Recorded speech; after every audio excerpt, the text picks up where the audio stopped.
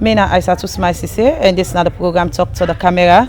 Today we can Miata conference concerning the 2020 financial year budgeting where they go on na Miata conference. And as you can see, where they inside the hall now, outside the budget, they take place. Francis Nyama, the Deputy Director General of EDSA. So how much exactly will they look for? Because we see when I get a very long and cumbersome presentation. How much exactly will they look for inside our budget? How much will I want for this year? Well, the overall budget on SIAM is about 800 and something billion. And out of 8, what we collect is about 500 and something. So we get a difference about 311 or so billion. We expect government for subsidize, but notwithstanding that, we also get we own processes like we talk about the illegalities for reduced losses.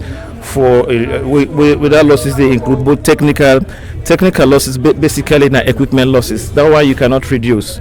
International standard range between 8 to 12%, but for now we are at 15%.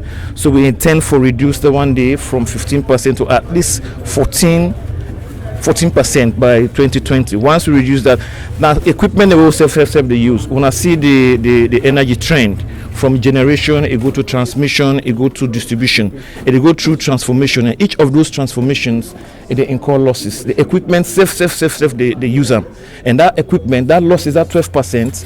Now we self without it we not go use them. So now that 12% want actually the part of the tariff where now they use the transformer what they use with very close to it with lines where they go there all the produce losses. So this one now want for reduced by 1%. But as soon as you read no more, when I see the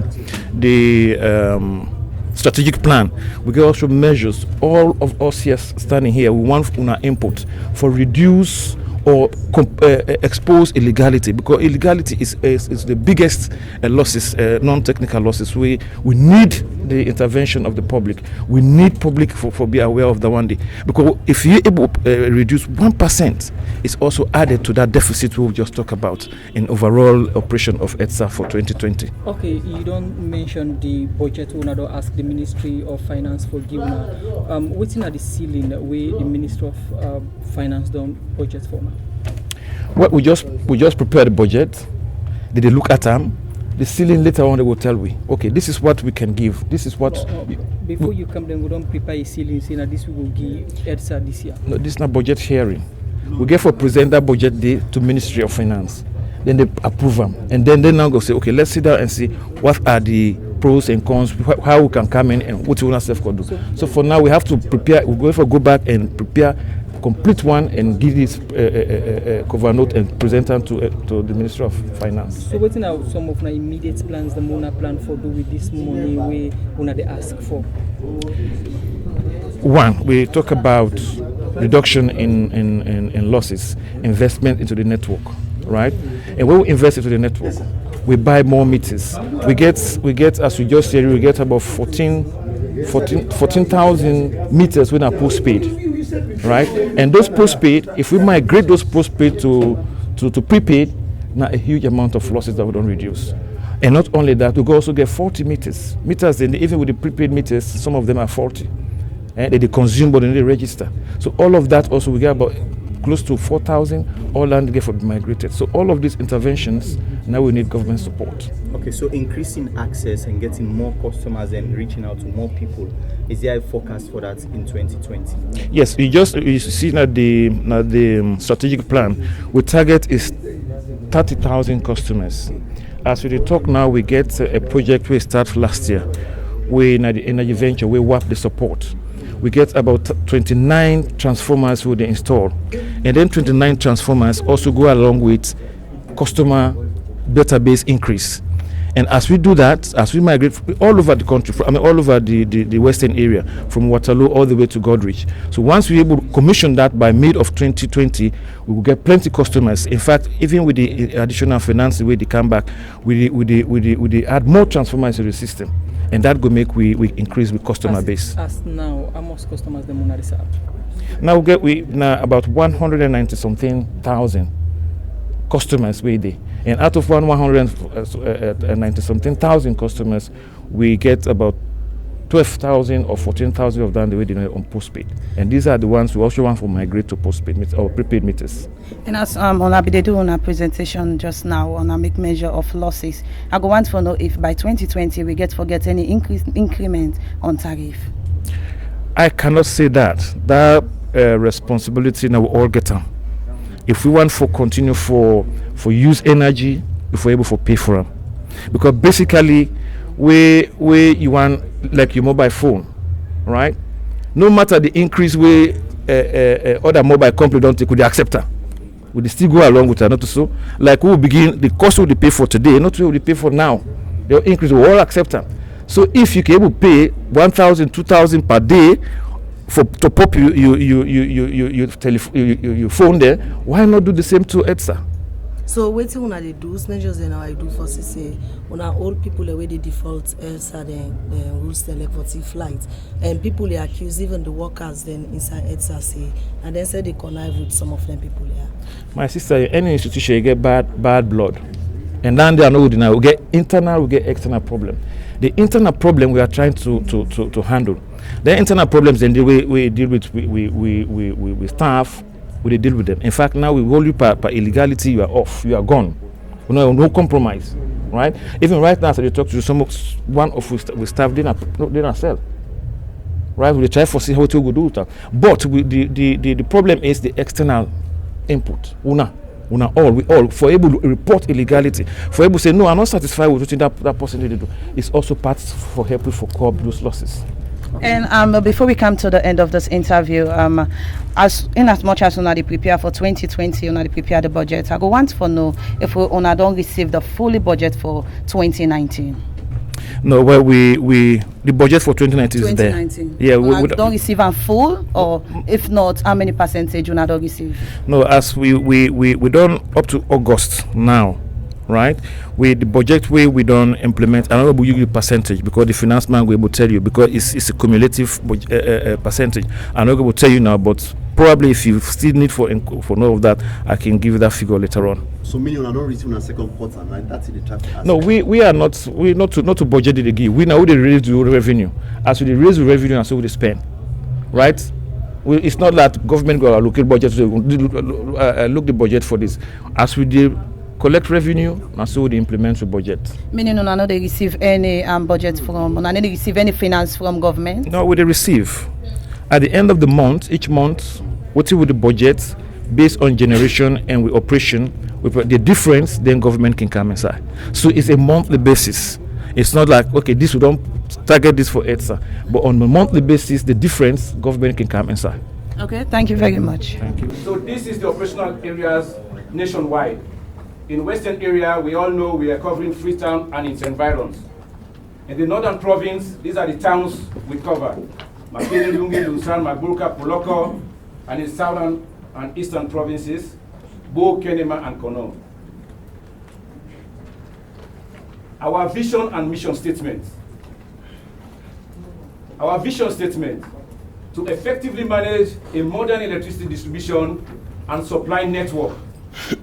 Not only managing it, but to ensure that it is safe, affordable, sustainable, competitive for domestic, commercial, and industrial customers. Our mission statement, to develop a modern and effective, efficient national electricity distribution infrastructure that will meet the energy requirement for industrial, commercial, domestic customers through upgrading, expansion of prepaid metering system, and training of our staffs for effective utility management and skilled maintenance of the national distribution and supply network. Our core values. Of course, we always know that our customer is the king. Professionalism, integrity, accountability and transparency, and collaboration, credibility are our core values. Grid architecture. Now, we don't operate in isolation. EDSA, we are at the middle of a very interesting architecture. We have EWRC at the top, they are the regulators, they issue licenses, and we have our power producers like EGTC, IPP, Cap Power, ADAX, etc. on our left. They will produce the power and they will transmit and we distribute and sell electricity to our customers. But in the process, we do internal sales at EDSA and also have third-party aggregators that do top-up resales, like Ventec, Orange, iPay, etc. This is the simple supply chain in the electricity makeup. You have mix of power producers like thermal, solar, wind, whatever is the source. Then that power is transmitted through transmission lines. Our sister company, EGTC, I think they are responsible for that. Then we distribute, and it goes to the customers, but we have electricity retailers in between, we and our customers. This is the overview of our strategic plan for 2020 to 2022. Like the speaker said, they want to know if electricity is going to be viable, our company is going to be viable, or if they need to come in to assist. So we also have captured that. One, mobilization of distribution investment over the period 2020 to 2022. We want to target network upgrade, reinforcement of our network, and expansion, and also to get our customers connected to the grid. Two, we are going to vigorously do a loss reduction plan, which we intend to follow to the letter, because we know if we reduce losses, we can stand to make some gains. Three, possible restructuring of the tariff in collaboration with our stakeholders. EDSA, we don't operate in isolation. We always refer to our stakeholders for this type of issue, because tariff is a very critical issue and it's a national issue. We also analyze our SWOT. We did our SWOT analysis for 2020 to 2022, the current status of EDSA. One, the strength of EDSA.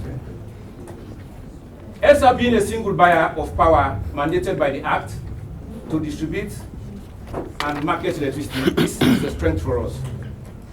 These are some of the other strengths. Long-standing experience of our engineers and skilled workers, good working relationship with local international partners, proactive and dynamic board of directors. You can see in this our meeting here, they are present with us. So that can show you that they are proactive and they are always supporting us in taking key decisions to enhance our performance.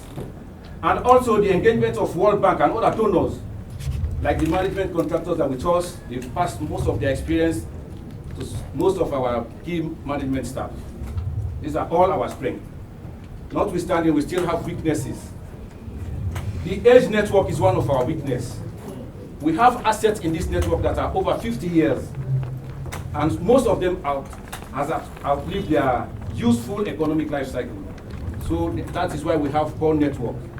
And the more reason why we are always going in for network reinforcement and network expansion, so that we take care of the core network. Also, we have inadequate materials for network maintenance. This is always part of our weakness. And insufficient and inadequate equipment and tools. We don't want to go into details of that, but we all know in this room why we say we have inadequate equipment and tools. Also, in terms of logistics, we have inadequacy in that also. But the most important thing is the slow pace of electrifying district headquarter towns and rural communities to increase the access of electricity. And this is due to lack of funds. Also, our opportunities are like, we want to expand the network through electrification of unserved communities.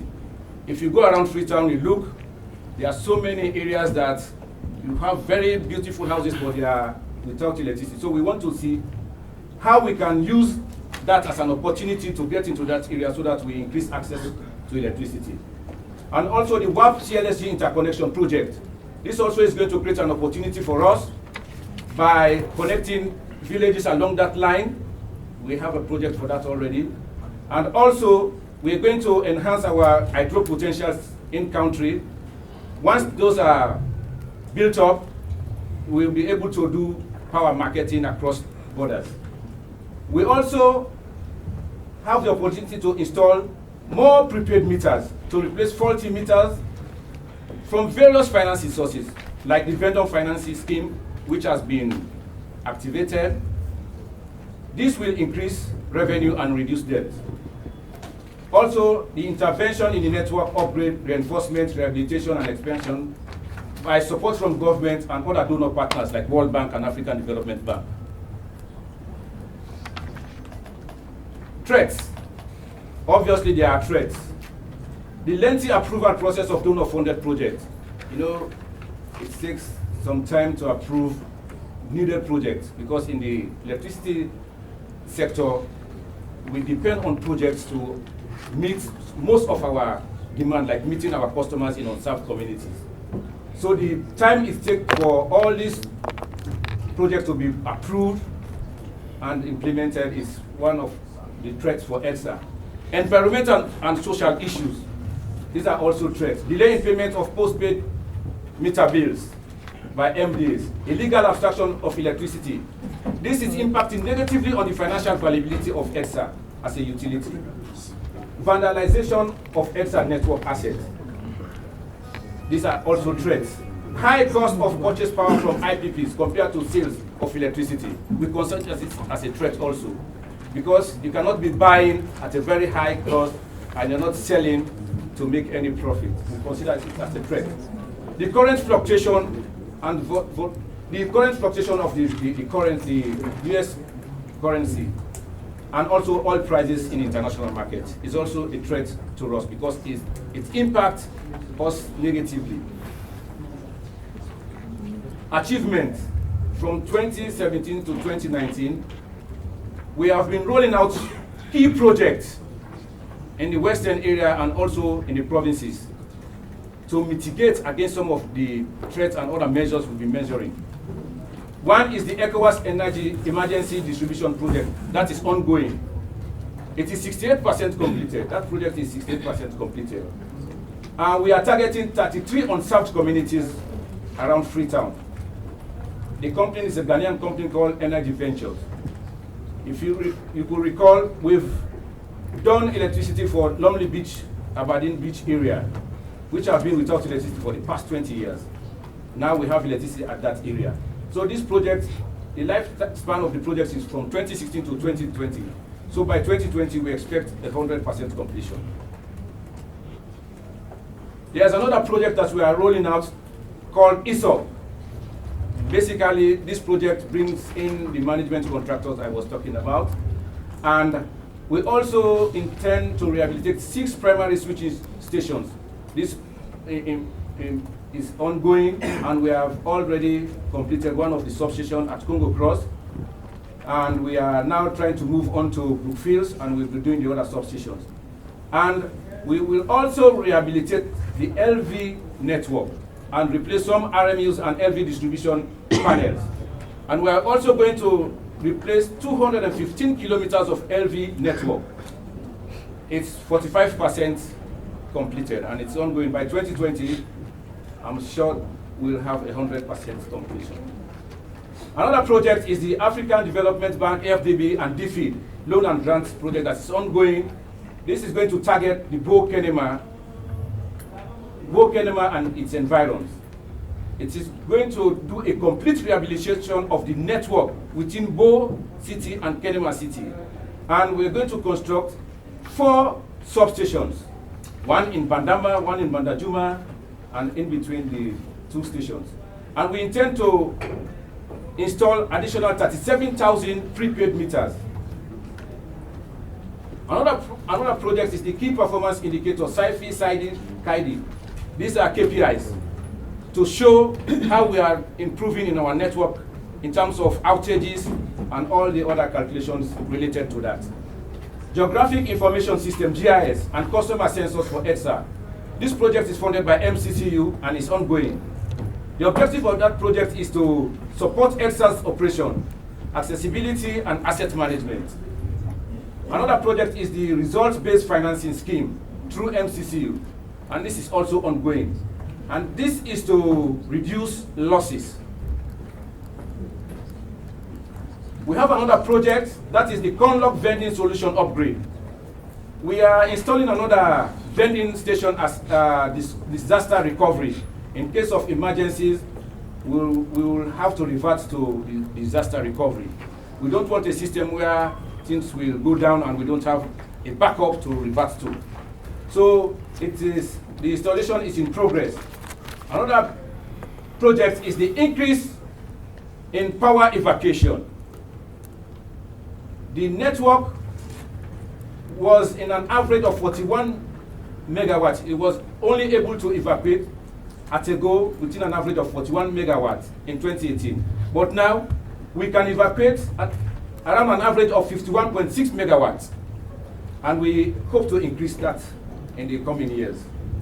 Also, we have increase in energy sales nationwide from an average of 21,344 megawatt hour per month in 2018 to an average of 25,591 megawatt hours in 2019 per month.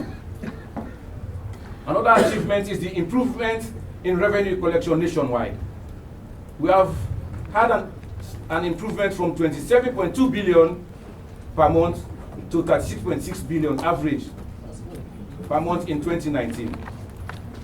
Another achievement we think we should measure is about the energy recovery from illegal abstraction. Illegal abstraction is about people involved in illegal practices, in bypassing meters and all these sorts of things. So we put in robust measures, so we've increased the way we've been dealing with that particular aspect. We've increased our measures, so we also have an increase in the number of megawatt hours we computed for 2019. From 471 megawatt hours, from 279, to 471.7 megawatt hours. That's the increase. And in terms of money, it's 378 million euros in 2018 to 882 million euros in 2019. The graph, if you look at the graph, it will show you what I'm talking about. Another achievement is the increase in customer base from 158,000 in March 2017 to 197,923. This increase is not too encouraging because of the problem we had over the years. But we tend to do better on this in the coming years. Another achievement is the establishment of the new Customer Complaint Center. In early 2017, the 6-2 line was established. And followed with the establishment of meter test bench at Falcon Bridge. We now have a new meter test bench to attend to identifying our meter faults. Another item under this is the deployment of a modernized information technology infrastructure, enabling the success of the project and operation that is ongoing. New policies and procedures for customer service and ICT. Introduction of advanced specialization for metering, distribution materials, ICT equipment, and others.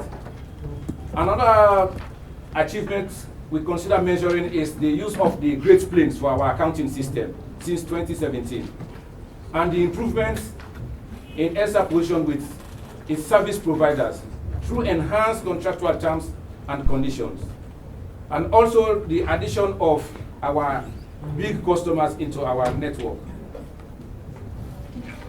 We have plans, and we are expecting the additional funding from the World Bank. And with that funding, the Minister of Finance, you know about this funding. We intend to construct 5 new 3311 kV substations, switching substations. And we are going to construct 33 kV lines and LV network expansion also. And we intend to install 20,000 prepaid energy meters. Also in our plans, integrated management system, IMS, through a World Bank, through the same additional financing, to modernize the organization and automate EDSA core business plan. This integrated IMS will help us do that. And to decrease system losses. This is our plan. Because like the finance man was saying, they need to know our plan for this decrease. We want to decrease the losses from a 36% to 29% by the end of 2020.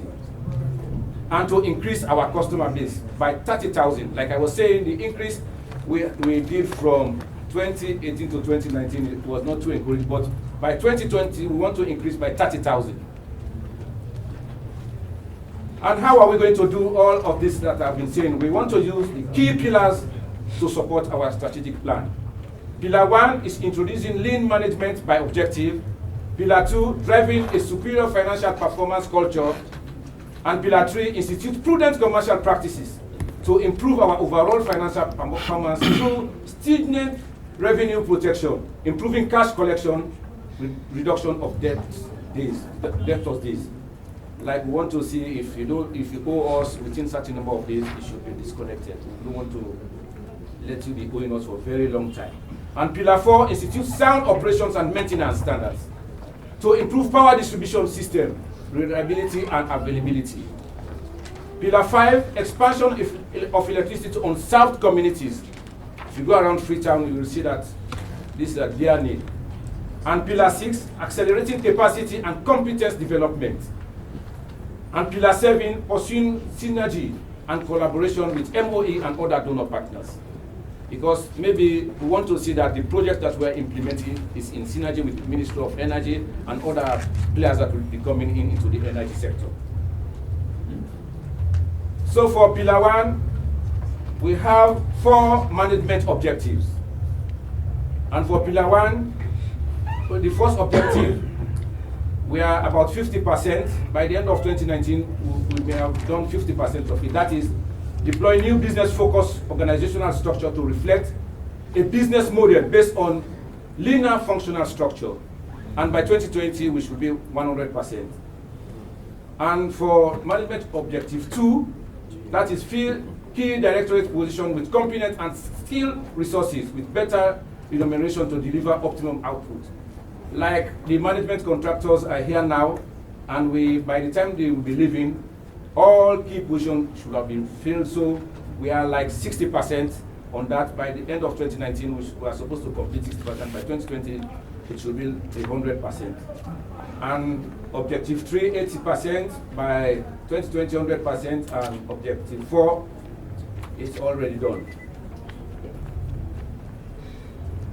And Pillar 2, driving superior financial performances and deliver key financial performance target in 2019 budget and provide monthly performance report.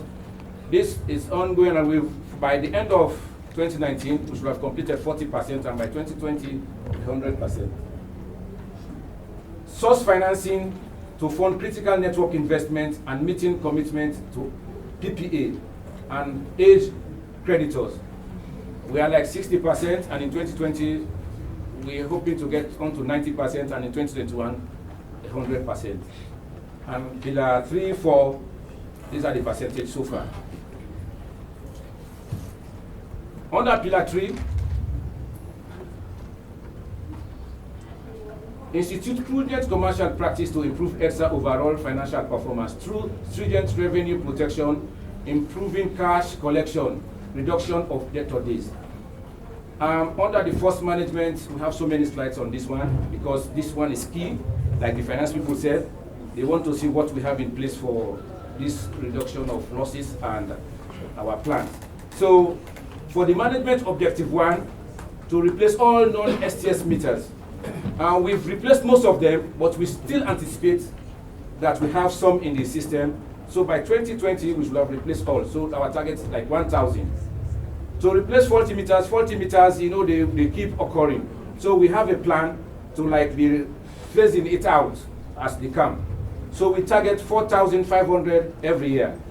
So if we don't have that number, then we have provision for it. And migration of postpaid meter to prepaid meters.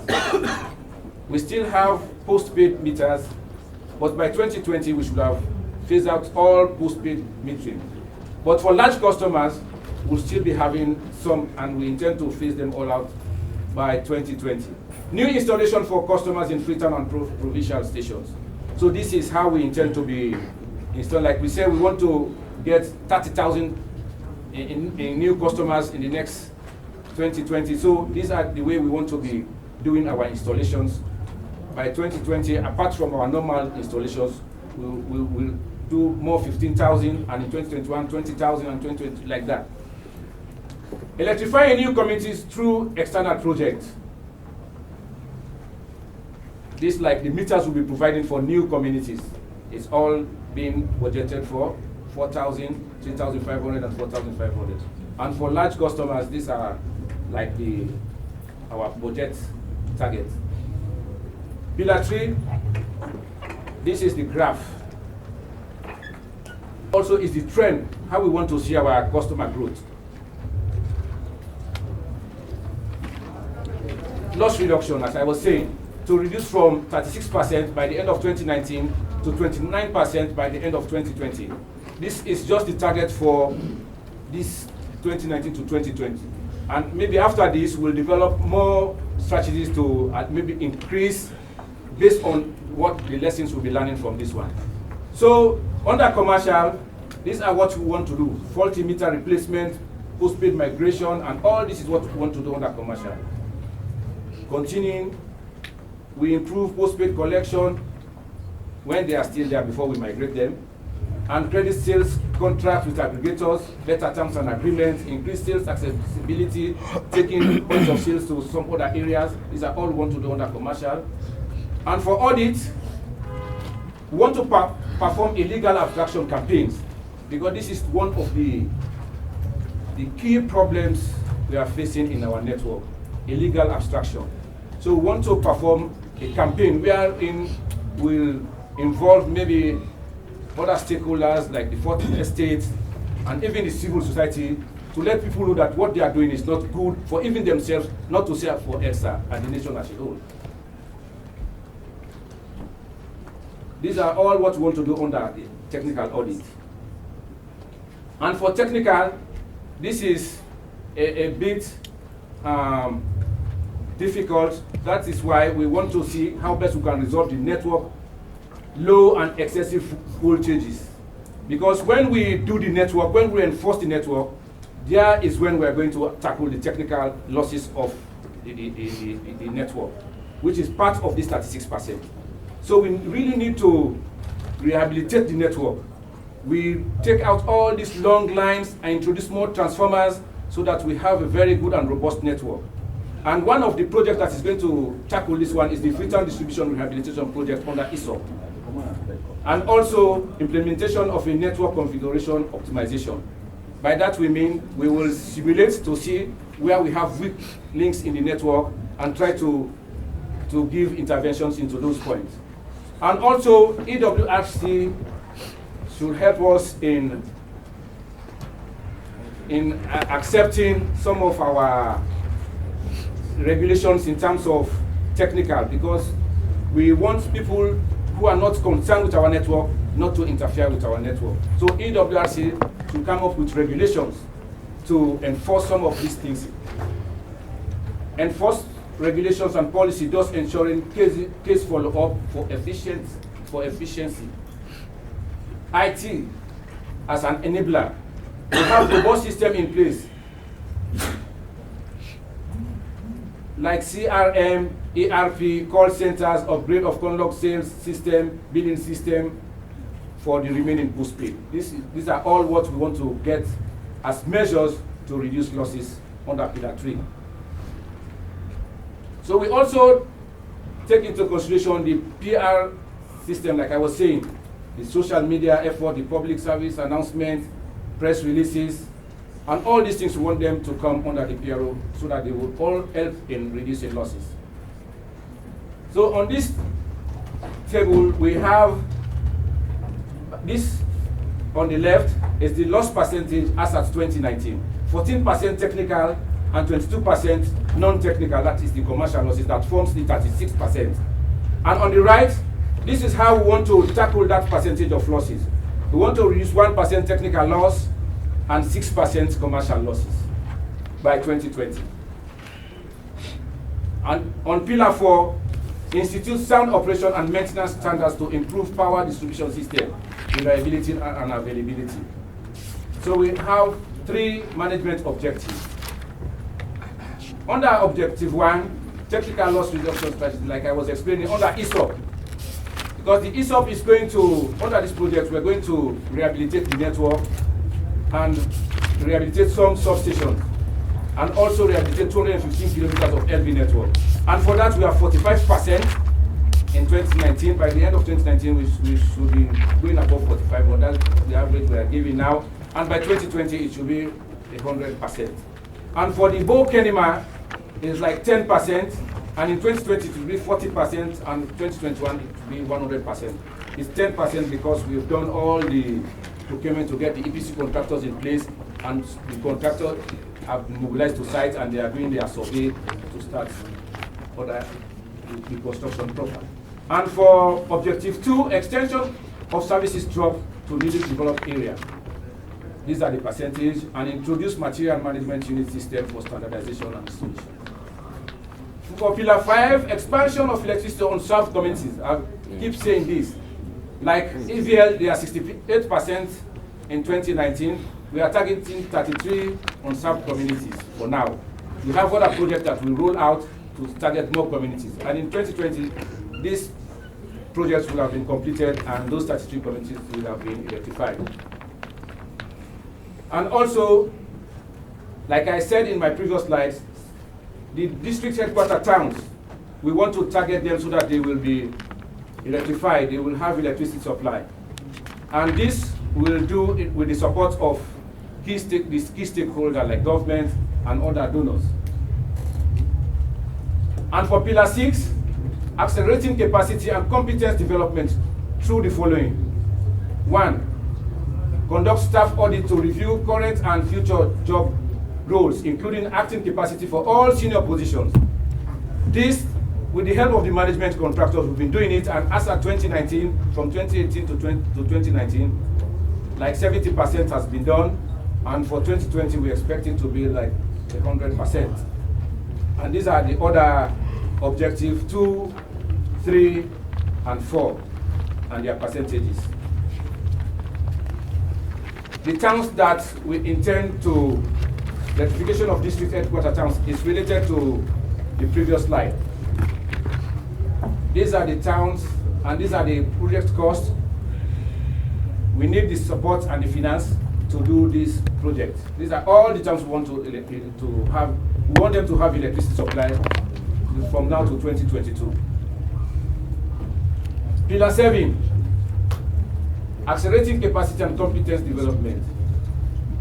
This is the slide showing how we intend going about it. Enable efficient delivery of high quality power, optimize operational efficiency, OPEX, best practice system operations, build an efficient HSE management system, O&M optimization. These are all what we want to do. And this brings us to the last pillar, Pillar 7, pursuing synergy and collaboration with MOE and other partners that are key players in the energy sector. So, reassess, update the energy sector strategy of 2019 to 2022. We want to see how best we can reassess that and all these other documents, and support the full implementation of the IPCs to ensure adequate supply of power generation. Thank you. My name is Evaristo Paiza. I'm the Chief Financial Officer for ETSA under the management. Please. What I'm going to present is the budget that we have put together for 2020, as well as the projection for 2021 up to 2022. And also, we are going to present the forecast for 2019, as well as the 2018, what we have achieved in 2018. In preparing this budget, we took into account certain assumptions, what we call the budget assumptions. And all the figures will be in leons, which is the reporting currency. And we have taken into account the exchange rate of 10,000 per leon. And we have also taken into account the inflation at 16%. The fuel price that we have used is 9,200 per liter, and we have budgeted to buy the electricity from EGTC, which is our sister company, as well as from the independent power producers such as Car Power. And all the figures that we have are excluding GST for the purposes of income statement. But when we come to the cash flow, which is the cash receipts, the cash we receive, we have taken into account the GST. And the GST that has been used is the 15%.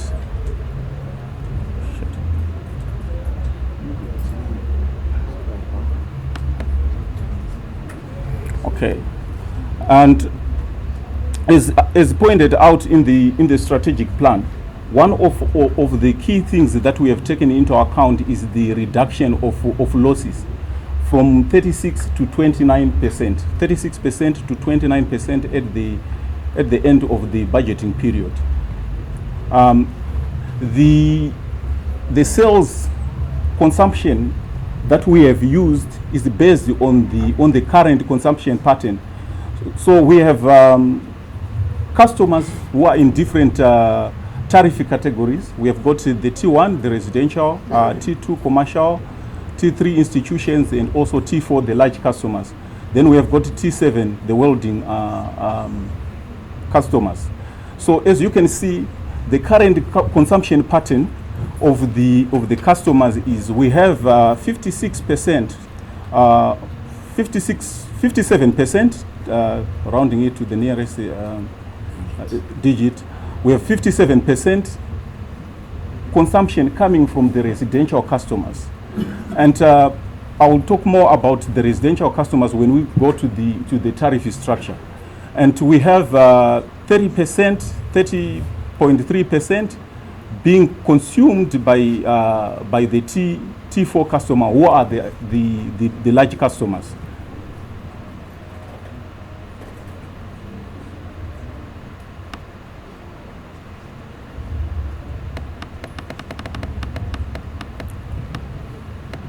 Okay, so the average tariff, sales tariff that we have used is those are the average sales tariff that we have used for this budget. And in T1, this is the average tariff. But in T1, we have got what we call social tariff, and this social tariff is below the average tariff. We sell at 560 to the social band. So the first 50 units that the customers in T1 purchase in a month, they are charged at that social tariff band. And I think we also need to take into account the numbers that have been given in terms of the percentage, so that when we go through the other numbers, we can understand where ESSA is standing right now. So now we go into the budget highlights. The total budgeted revenue for 2020, we are budgeting 552 billion. And of that, we are going to incur 863 billion to buy and distribute the power. That actually gives us a deficit.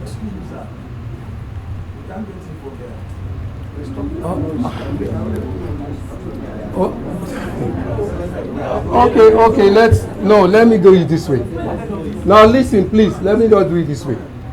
Now he was talking about the tariff by categories. Tariff means the price we charge the customers for electricity. Please. Let me be quiet.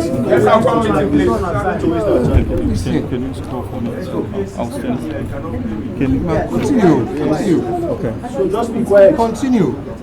Oh, you want to stand up? Okay, stand up. No problem. Let him stand up. Exactly. I hope you can hear me. Exactly. Okay. At least you can see the lips moving. Yes. Okay. So would you So like I said, the total budget that we have put for 2020 is 552. Yeah. And for us to buy this and distribute, we have to incur 863 billion. That leaves us with a deficit. This is even before we talk of our fixed cost, our other operating cost. That gives us a deficit of 311. And in this budget, we have taken into account the other operating income. Other operating income includes the service charge that we charge for our customers. So for every purchase that a customer does each month, we charge a service fee. So this is intended to help us in maintaining the network. And also, we sell meters to the customers, so that is also included in the other operating income. And we have budgeted in that 80 billion to get a grant for training, which African Development Bank have indicated to us that they will give us a training or capacity building a grant of $1 million.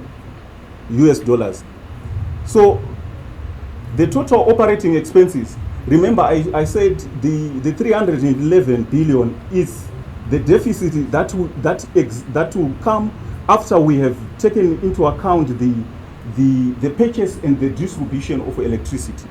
Then we have to cover 118 billion, which is our operating expenses.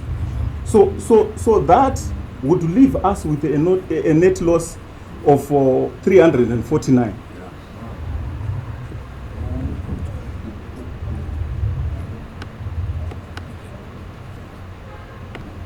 Okay. Other budget highlights, we have budgeted 305 billion for the capital expenditure. This is, as pointed out in the strategic plan, we need to get a robust information system like ERP system. Also, we are upgrading the prepaid vending system. So all that will actually has been taken into account to come up with the 305.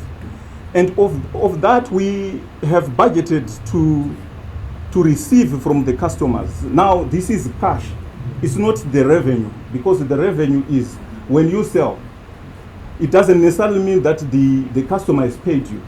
We have sold, but now we are looking at what we are going to collect from those sales, which is the total cash receipts from customers, 687 billion.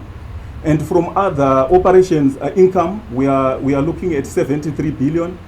And the payments to suppliers and employees, we are looking at 698 billion. So of that 305 billion that we have put in place for the capital expenditure, we intend, because of the cash flow, we intend to spend 68 billion in terms of cash. So here, what we have done is we have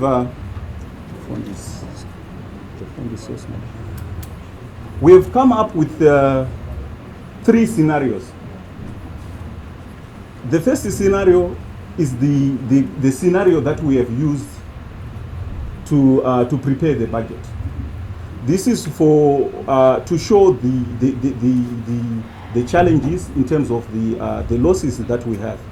So we have 863 billion, which is the purchases and distribution of electricity. Then we have the losses that we incur for just buying at a higher price and selling at a lower price. So the average purchase price and distribution cost is 1,575. Meanwhile, we are selling at 1,335. So before we even talk of anything, we have a loss because we are selling at a price that is lower than the price at which we are buying. This is because of a number of factors. And one of the factors is that we have IPPs. When the agreement with Car Power was signed last year, the exchange rate was around 7,685. Now it's fluctuating between 9,950 to 10,000. So already there's been a depreciation of the Leon, which means that the price at which we are going to buy in Leon terms, we are going to buy from Car Power has gone up. Yet the price at which we are selling has remained constant. So this is actually a challenge. Before we even talk about the losses, yes, there are losses, and there is a strategy to reduce those losses. So we have categorized the losses into technical losses and non-technical losses. The technical losses, I think the engineers will explain more. This is the loss that has to do with the network. And then non-technical losses, this is a combination of people tapping into the network illegally. So this is really an appeal to all of us in this room, that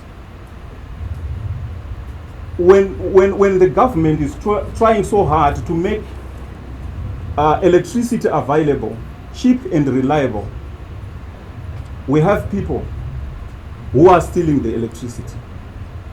So the duty is on us to be able to report those cases. I know